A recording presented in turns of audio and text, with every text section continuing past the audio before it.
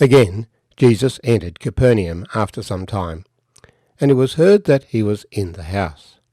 Immediately many gathered together, so that there was no longer room to receive them, not even near the door.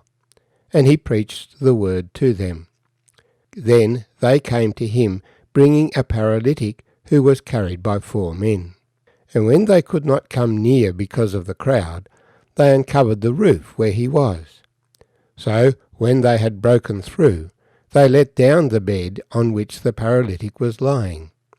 When Jesus saw their faith, he said to the paralytic, "Son, your sins are forgiven you." And some of the scribes were sitting there and reasoning in their hearts, "Why does this man speak blasphemies like this? Who can forgive sins but God alone?" But immediately, when Jesus perceived in his spirit that they reasoned thus within themselves, he said to them, "Why do you reason about these things in your hearts? Which is easier, to say to the paralytic, 'Your sins are forgiven you,' or to say, 'Arise, take up your bed and walk'? But that you may know that the Son of Man has power on earth to forgive sins," he said to the paralytic, "I say to you, arise, take up your bed, and go to your house." And immediately he arose, took up the bed, and went out in the presence of them all, so that all were amazed, and glorified God, saying, "We never saw anything like this." My name's Arthur, and I thank you for joining me as we share together from Mark chapter 2, verses 1 to 12. As Mark introduced Jesus' ministry, we've seen that Jesus quickly became famous because his teaching was different, and he was driving out evil spirits and healing diseases. And we've seen that he went to every place, that he tried as much as possible not to cause a disturbance to disrupt society. And so when he came to a town, he came to the synagogue, and there he would teach, or he was forced to stay out in the countryside because large crowds would gather to him. And so this was the pattern for his ministry in Galilee at that time. But now Mark introduces a new dimension.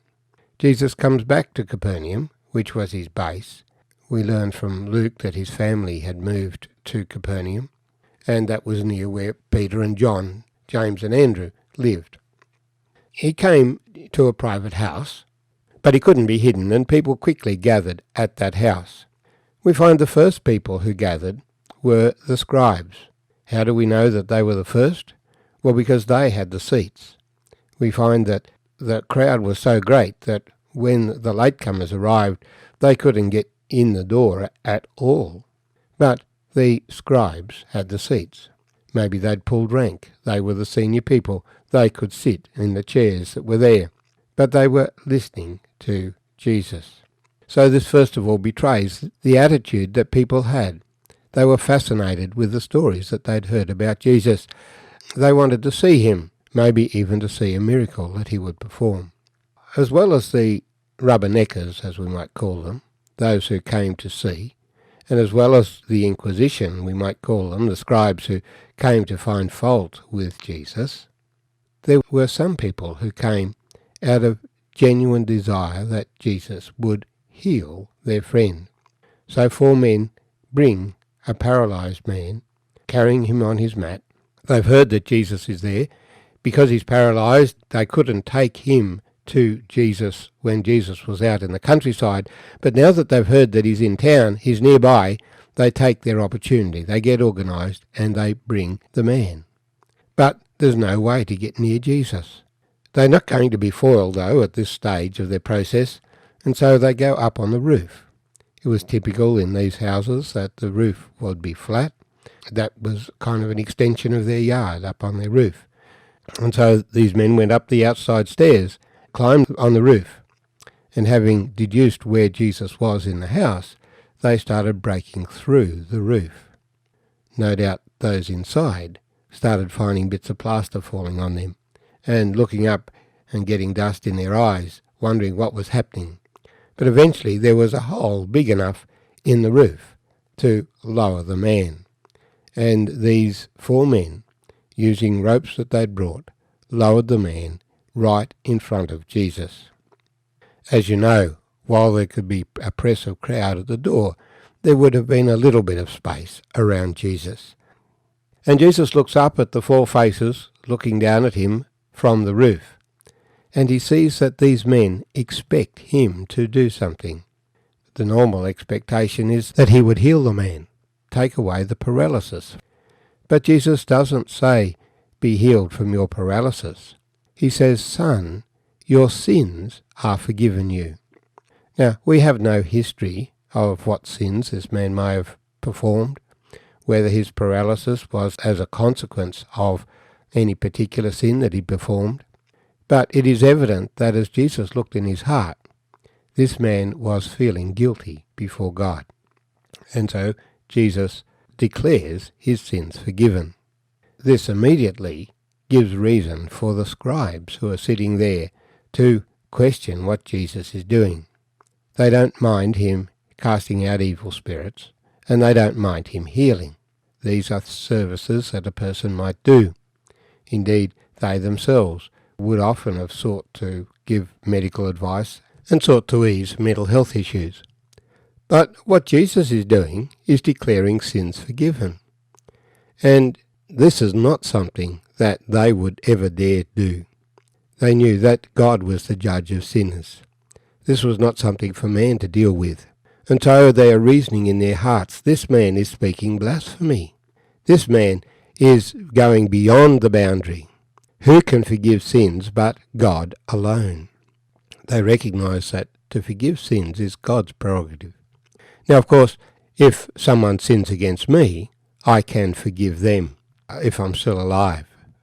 But Jesus was forgiving a person sins that he committed not evidently directly against Jesus. They weren't personal attacks on Jesus, they were general sins that this man had committed. And Jesus is forgiving them. How could he possibly do that? But Jesus recognizes in his spirit that they reason thus with themselves. And so he turns and addresses the scribes who are there. Why do you reason about these things in your hearts? Which is easier, to say to the paralytic, your sins are forgiven you, or to say, arise, take up your bed and walk? Of course, both statements are easy to say. If I say something like that to you, it's not going to happen. Either way, I can't declare your sins forgiven, and if you're a paralyzed person, I can't just say, well, get up and walk. But Jesus was able to say both of these things, and to demonstrate that he could forgive sins, he turned to the paralyzed man and said, I say to you, arise, take up your bed, and go to your house. And immediately he picked up his bed and went out in the presence of them all. So all were amazed and glorified God. The other statement that's made here then is that Jesus said, but that you may know that the Son of Man has power on earth, has authority on earth to forgive sins. So this is a new title that Mark has introduced to us. At the beginning he said, Jesus Christ, the Son of God. Well, that's the general description that Christians make concerning Jesus, and it is not something that had been proclaimed at this point to the people. But now Jesus confesses that he is the Son of Man, and that immediately links him to the prophecy in Daniel chapter 7, verse 13. I was watching in the night visions, and behold, one like the Son of Man, coming with the clouds of heaven. He came to the Ancient of Days, and they brought him near before him. To him was given dominion and glory and a kingdom, that all peoples, nations, and languages should serve him. His dominion is an everlasting dominion, which shall not pass away, and his kingdom the one that shall not be destroyed. And if Jesus is the Son of Man, then he is the Messiah. He is the one who is to rule. He is the one who has authority to forgive sins and to heal. And the healings that Jesus had performed up to this point were to introduce the idea that this man has authority. He has authority as a teacher, he has authority as a healer, and now he also has the authority as judge to forgive sins.